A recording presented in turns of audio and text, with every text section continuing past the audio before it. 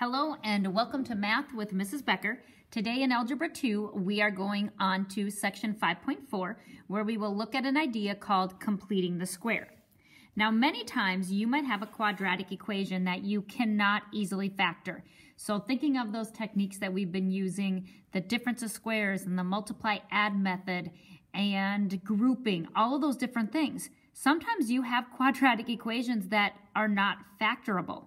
For these equations, when we want to solve them, we use square roots to find the zeros, okay? So here's an example. If I have x squared equals 15, if I want to solve for x, what I need to do is cancel that power of 2. The inverse or opposite operation of a square is a square root. So if I take the square root and the square will cancel, leaving you just an x. Now this 2 is a degree, and what that tells us is that we need to get two solutions out of this. So anytime you cancel a power of 2 by taking a square root, you need to include both the positive and the negative value. So that's what this little sign means. It is read as a plus or minus the square root of whatever that is. In this case, it is a 15.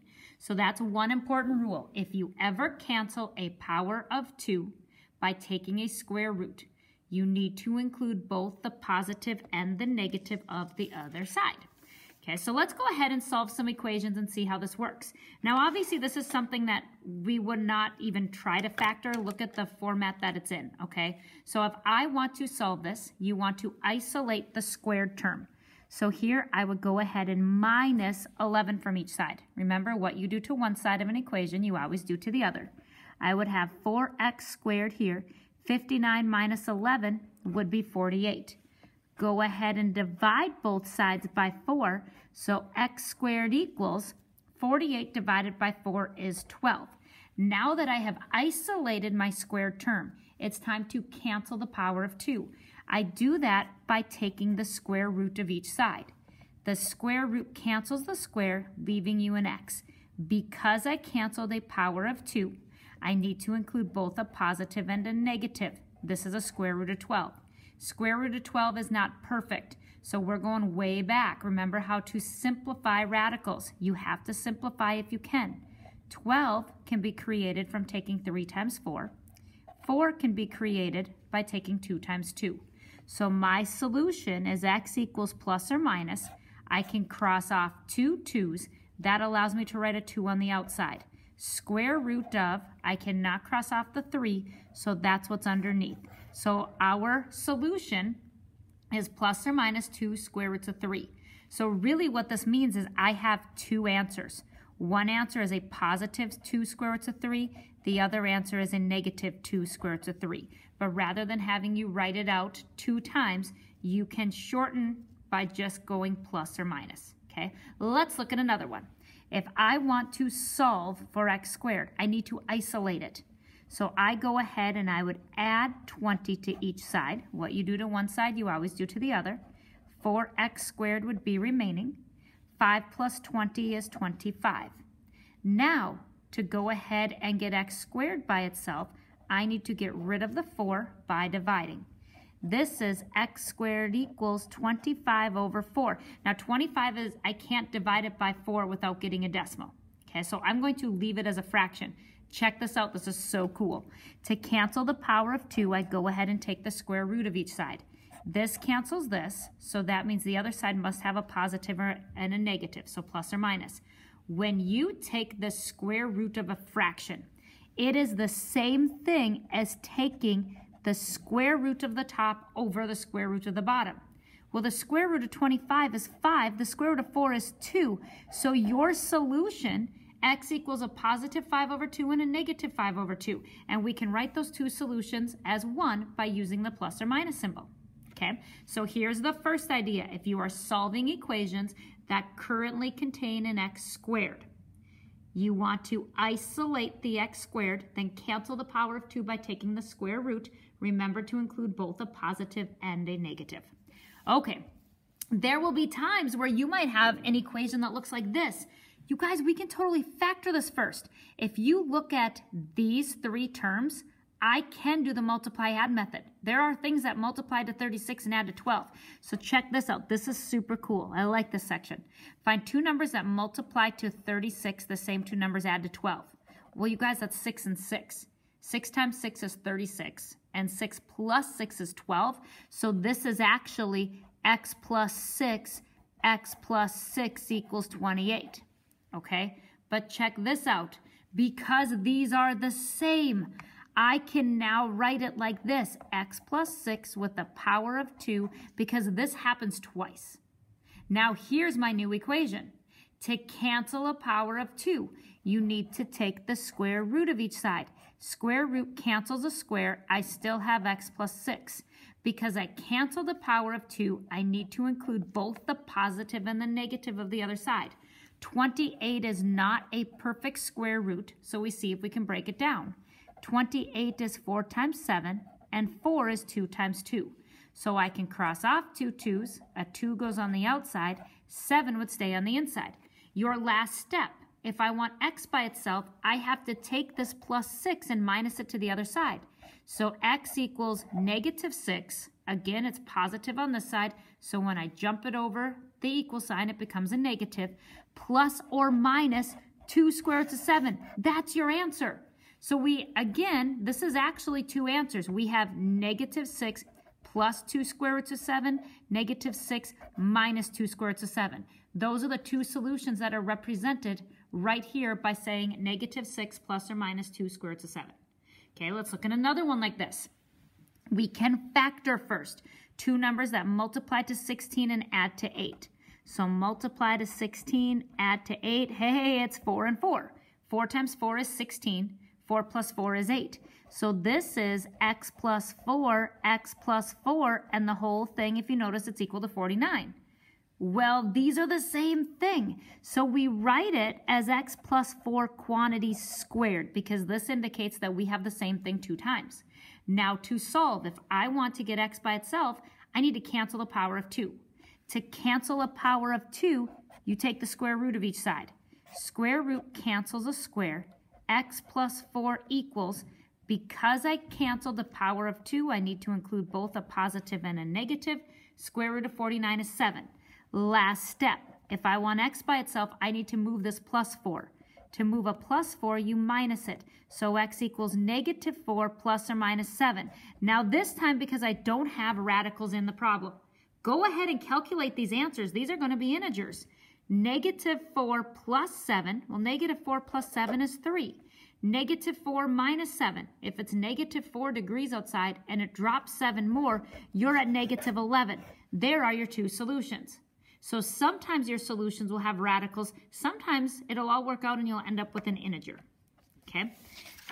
Now, the previous examples that we just did, okay, that factoring technique, they are called perfect squares. And what happened is that when we went ahead and factored it, we ended up with the same number, so we could go ahead and write that group with the power of 2. That's what happens when you're factoring perfect squares. Now, if you have something in this format, x squared plus bx, you can do a process called completing the square. We can find, I call it the magic number, we can find a number that if I add it so it becomes the third value, I will be able to factor it using the perfect squares method, meaning the two numbers that multiply to the value and add to the value are going to be the same number, okay? The way that you do that, again, the process is called completing the square, and it is just a really simple formula. B is the number in front of x, okay? We've been talking about that throughout this chapter. If I am going to complete the square, you take b, the number in front of x, divide it by 2. Notice that's in parentheses, so you do that first. Divide it by 2, then square it. When you do that, you will be able to factor using perfect squares. So let's go ahead and try this, okay? If I only have 2 terms, I want to find the magic number that's going to make this thing work. So I take b, the number in front of x, you divide it by 2, then you square it. Negative 14 divided by 2 is negative 7. Negative 7 squared is 49. So what this tells me is if I add 49 right here, making this x squared minus 14x plus 49, I will be able to factor it. Two numbers that multiply to the last term, 49. The same two numbers add to negative 14. Well, you guys, that's negative 7 and negative 7. Negative 7 times negative 7 is a positive 49. Negative 7 minus 7 more is a negative 14. So I can factor this as x minus 7 to the power of 2 because it's the same number, so that group would occur 2 times. Super cool. Okay, let's look at another one. If I want to find, I call it the magic number. If I want to find the number that's going to make this whole thing work, you take b, the number in front of x, divide it by 2 and square it.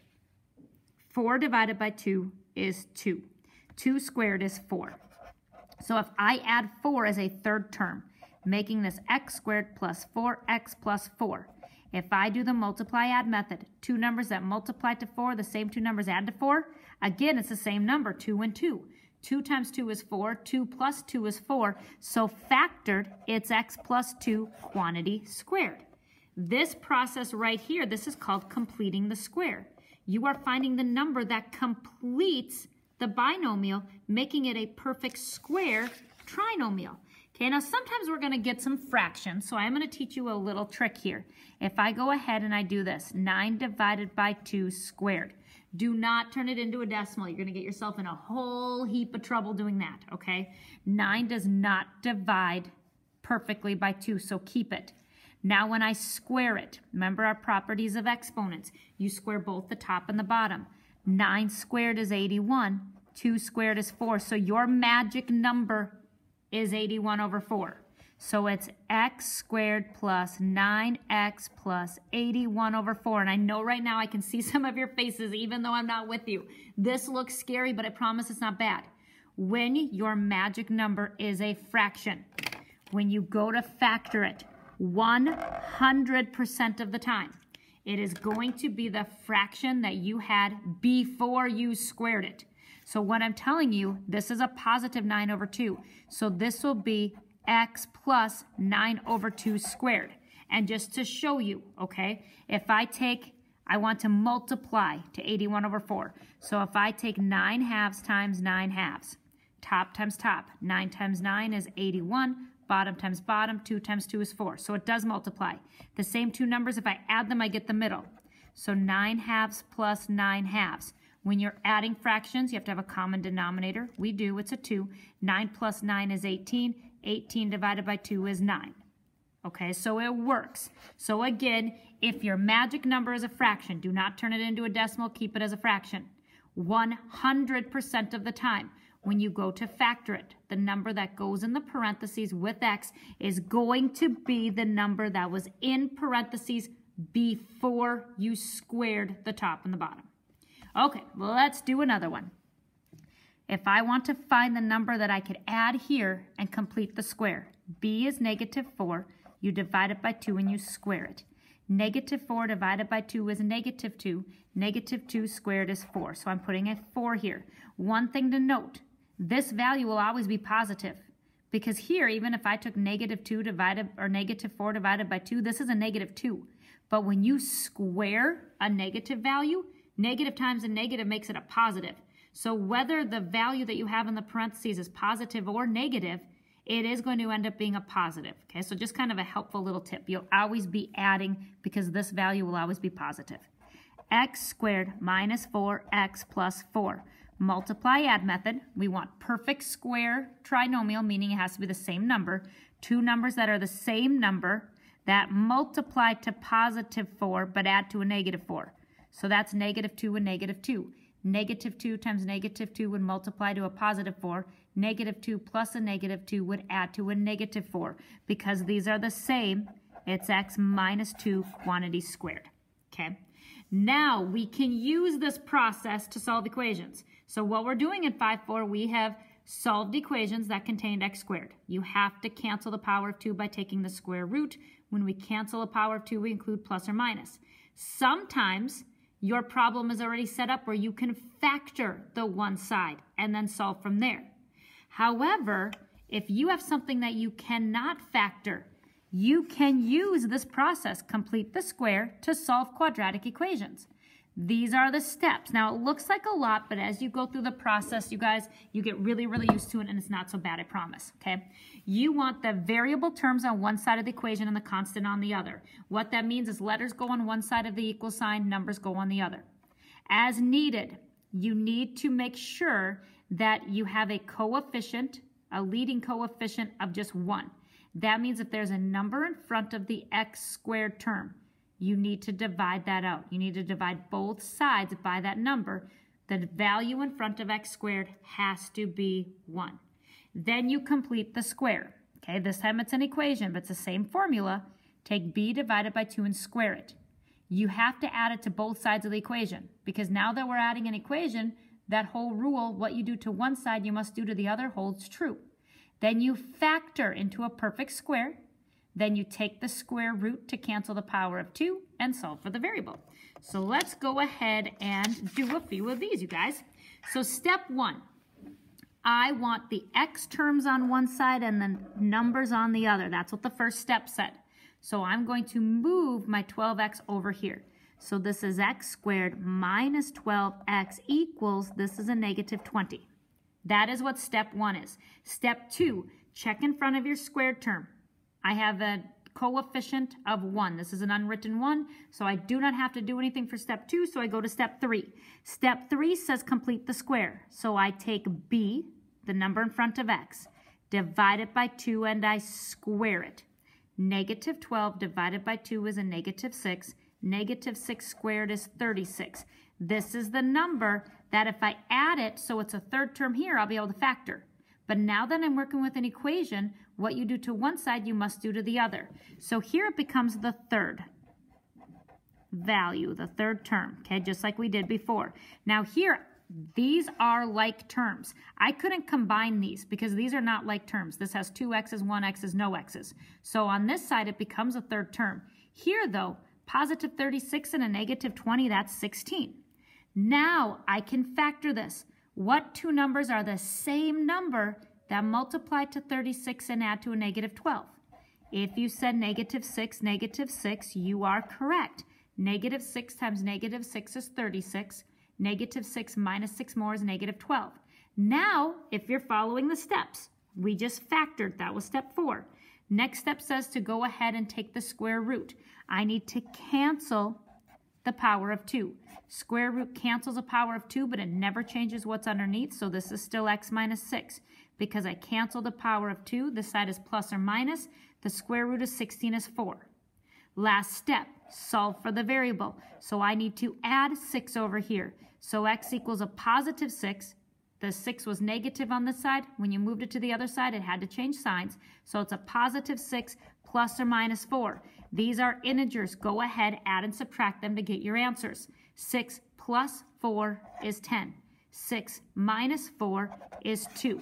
Here's the cool thing, you guys. If I went ahead into Desmos and I put this into the calculator, your parabola, and it's a parabola because it has a power of 2, it would touch the x-axis 10 units to the right and 2 units to the right. These are still telling you the zeros of the parabola. Okay, let's look at the next one. Step 1, you want your letters on one side and your numbers on the other. So this 9x needs to come here, and this negative 10 needs to move there. So I keep my x squared.